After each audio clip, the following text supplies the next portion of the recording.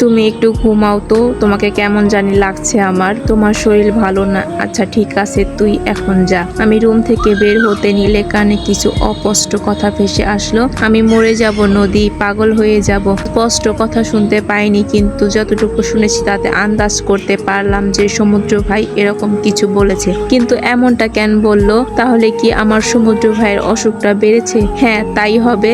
আমি এখনই গিয়ে বড় মাকে বলছি। বড় মাকে সমুদ্র ভাইয়ের খেয়াল রাখার জন্য বলে এইমাত্র রুমে আসলাম। ঝিনুক ঘুমিয়ে পড়েছে, আমি আর ও এক রুমেই থাকি। অবশ্য ও থাকে না, আমি জোর করে রেখেছি। আমার ভূতের খুব ভয়, আমি একা থাকতে পারি না, তাই আর কি। ও ঝিনুককে দেখে মনে পড়লো আপনাদের তো বলাই হয়নি যে তখন কেন আমি সাতচুন্নিটাকে আমার জিনিসগুলো ছুতে দেইনি। ঝিনুকও একবার ওর মতন বলেছিল কিছু হবে না, কিন্তু তারপর সমুদ্র ভাই এর দেওয়া একটা শোপিস ও ভেঙে ফেলেছিল। তারপর আমার সে কি কান্না কেউ থামাতে পারে না। সমুদ্র ভাইকে দেখে তো আরো কান্না বেড়ে গেল। আমি কাঁদতে কাঁদতে সমুদ্র ভাইকে বললাম তোমার বোন আমার তাজমহলটা ভেঙে ফেলেছে, তুমি তো বলেছিলে ওখানে আমি আর তুমি থাকবো। এখন আমরা কোথায় থাকবো তাহলে? সমুদ্র ভাই এখন আমার চোখের জল মুছে দিয়ে আহ্লাদি কণ্ঠে আমাকে বলল একটা ভেঙেছে তো কি হয়েছে, আর তোর জন্য 10টা তাজমহল এনে দিব।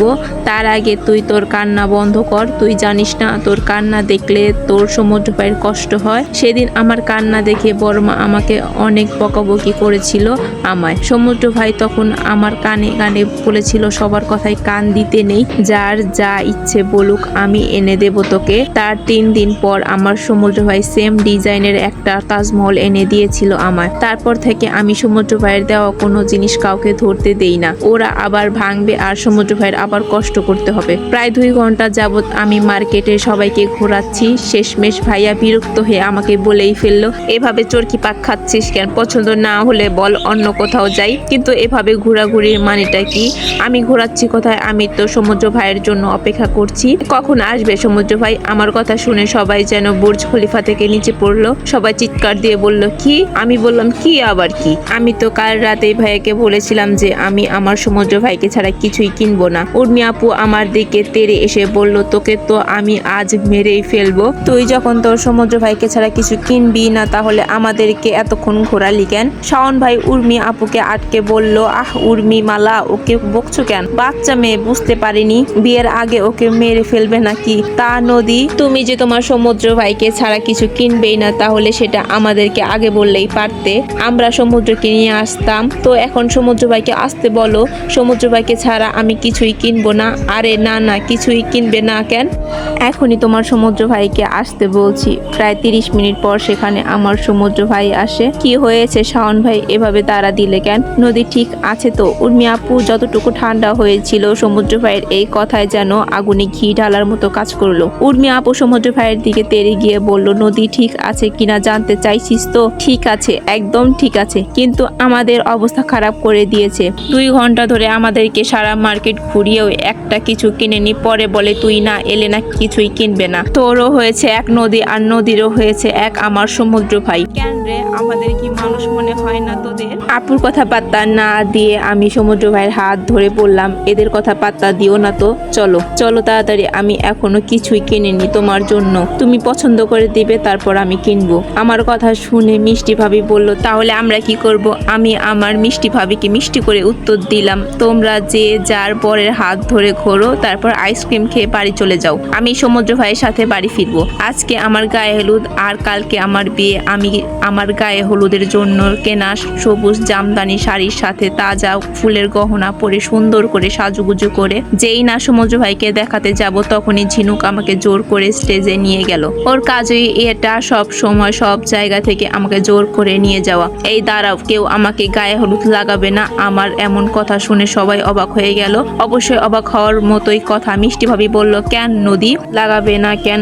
আরে হলুদ লাগাবো না কেন? আগে সমুদ্র ভাই হলুদ লাগাবে, তারপর তোমরা তোমরা। আমার কথা শুনে বড় মা আমার উপর রেগে গিয়ে বললেন, তুই কি আমার ছেলেটাকে একটু শান্তিতে রেস্টও নিতে দিবি না? তখনই দেখি তখনই শুধু আমার সমুদ্র ভাই আমার সমুদ্র ভাই বলে চেঁচাতে থাকিস। তোর নিজের ভাইকেও তো ডাকতে পারিস। বড় মার কথার উত্তরটা দিলেন আমার হিটলার বড় বাবা। কেন, ওকে ডাকলে কি সমস্যা তোমার? তাছাড়া এই বিয়ে বাড়িতে তোমার ছেলে ঘরে বসে করেটা কি? ঝিনুক, যাও তো ওকে ডেকে নিয়ে আসো। বড় বাবার মুখের উপর কথা বলার সাহস বড় মার কোনো কালেই ছিল না, সেজন্য বোধ হয় সংসারটা এখনো আলাদা হয়নি। না হলে বড় মা যে কখনোই আমাদের সাথে মানিয়ে নিয়ে থাকতে চায় না সেটা আমাদের সবারই জানা। এখন রাত প্রায় 12:30, আধা ঘন্টা হলো আমার গায়ে হলুদের অনুষ্ঠান শেষ হয়েছে। এখন আমি কফি বানাচ্ছি সমুদ্র ভাইয়ের জন্য। সমুদ্র ভাই আমাকে ডেকে পাঠিয়েছে সমুদ্র ভাইয়ের রুমে, তাই ভাবলাম কফি বানিয়ে নিয়ে যাই। কাল তো চলেই যাব, না জানি আবার কবে সমুদ্র ভাইয়ের জন্য কফি বানাতে পারবো। সমুদ্র ভাই আর আমার জন্য কফি বানিয়ে আমি সমুদ্র ভাইয়ের কথা মতো তার ঘরে এসেছি, কিন্তু ঘরে এসে দেখি সমুদ্র ভাই সেখানে নেই। তখন সমুদ্র ভাই এর কথা আমার কানে এলো, ব্যালকনিতে আয়, আমি এখানে। আমি সমুদ্র ভাই এর কথা মতো ব্যালকনিতে গেলাম, কিন্তু গিয়ে অবাক হলাম সমুদ্র ভাই সামনের দিকে তাকিয়ে আছে। আমি রুমে এসে কোনো শব্দও করিনি। তাহলে সমুদ্র ভাই বুঝলো কি করে যে আমি এসেছি? অবশ্য এটা নতুন বিষয় নয়, এর আগেও অনেকবার এমনটাও হয়েছে। মনে হয় সমুদ্র ভাই আমার উপস্থিতি অনুভব করতে পারে। সে যাই হোক, এসব চিন্তা মাথা থেকে বের করে দিয়ে আমি কফির মগটা সমুদ্র ভাই এর দিকে এগিয়ে দিয়ে বললাম, এই নাও তোমার জন্য কফি বানিয়েছি। কথাটা বলেই আমি সমুদ্র ভাইয়ের পাশের চেয়ারে বসে পড়লাম। সমুদ্র ভাইকে আজ কেমন যেন অন্যরকম দেখাচ্ছে। আমার হাত থেকে কফির মগটা নিয়ে একাধারে আকাশের দিকে তাকিয়ে আছে। বুঝতে পারছি না আকাশটাকে দেখছে নাকি আমার থেকে কিছু লুকানোর চেষ্টা করছে। একদম চুপচাপ বসে আছি, কিন্তু এভাবে চুপচাপ বসে থাকতে আমার একদম ভালো লাগছে না। নীরবতা ভেঙে আমি প্রশ্ন করলাম, আমি তো কাল চলে যাব সমুদ্র ভাই, তোমার আমাকে মনে পড়বে না? যে আমার সত্তার সাথে মিশে আছে তাকে ভুলি কিভাবে? তোকে ভুললে যে নিজেকেও ভুলে যেতে হয়। সমুদ্র ভাই এর বলা এই কবির কথাটার অর্থ আমার ঠিক বোধগম্য হলো না, তাই আমি সে কথার অর্থ খুঁজতে না গিয়ে অন্য একটা প্রশ্ন করলাম, সমুদ্র ভাই আমি তো চলে যাচ্ছি, এখন তোমাকে কফি করে কে খাওয়াবে বলো তো? তাই আমি বলি কি, তুমি একটা বিয়ে করে নাও, তাহলে তখন তোমার বউ তোমাকে কফি করে খাওয়াতে পারবে। কাকে বিয়ে করব? কেন, বড় বাবাকে বলো তোমার জন্য একটা সুন্দরী মেয়ে দেখতে, তোর মতন। ধুর, আমি আবার সুন্দরী নাকি? আমি তো একদম ভালো না দেখতে, আমি তো কত কালো। বড় মা তো আমাকে বলে যে আমার রূপের নাকিরও নেই। কথাটা বলার পর আমার সমুদ্র ভাই আমার দিকে ফিরে তাকালো, তার দৃষ্টিতে যে আমার প্রতি একরাশ মুগ্ধতা ছিল তা আমি বুঝতে পারছি। কে বলল তোর রূপ নেই? যে তোর রূপ দেখতে পায় না সে খাঁটি জিনিসের মর্মার্থ জানে না। তুই হলি শ্যামলাবতী, জানিস তো শ্যামলা বর্ণ বড়ই ভয়ঙ্কর। যে সেই শ্যামলা বর্ণের মায়ে একবার ডুব দেয় সে আর কোনো কিনারা খুঁজে পায় না। স্রোত যে তাকে কোথায় ভাসিয়ে নিয়ে যায় তাতে তার কোনো খেয়ালই থাকে না। তার সব খেয়াল, সব আকর্ষণ থাকে তখন ওই শ্যামলা বর্ণের মুখে। তার পৃথিবী থমকে যায় ওই শ্যামলা বর্ণের মুখে। তাকে যে পায় সে হয় ভাগ্যবান, আর যে তাকে না পায় তার জীবনে রয়ে যায় শুধু বিষাদ ভরা গান। সমুদ্র ভাই এর কথা শুনে আমি তো অবাক। হঠাৎ করে সমুদ্র ভাই এমন প্রেমের কথা কেন বলছে, তাও আবার আমার সামনে? আচ্ছা, সমুদ্র ভাই কি কাউকে ভালোবাসে? কৌতূহলটা দমিয়ে রাখতে না পেরে সমুদ্র ভাইকে প্রশ্নটা করেই ফেললাম, সমুদ্র ভাই তুমি কি কাউকে ভালোবাসো? সমুদ্র ভাই একটু সময় নিয়ে বলল, ভালোবাসি, খুব ভালোবাসি একজনকে। কে সেই ভাগ্যবতী যে তোমার ভালোবাসা পাবে? কি করবি জেনে? কেন, তার সাথে তোমার বিয়ে দেব? সমুদ্র ভাই একটা দীর্ঘশ্বাস ফেলে বলল, তা আর সম্ভব না। সে যে আমার দুঃখের কারণ হয়ে অন্যকে সুখের সাগরে ভাসাতে চলে যাচ্ছে। না, আমি তাকে বোঝাতে পারলাম না।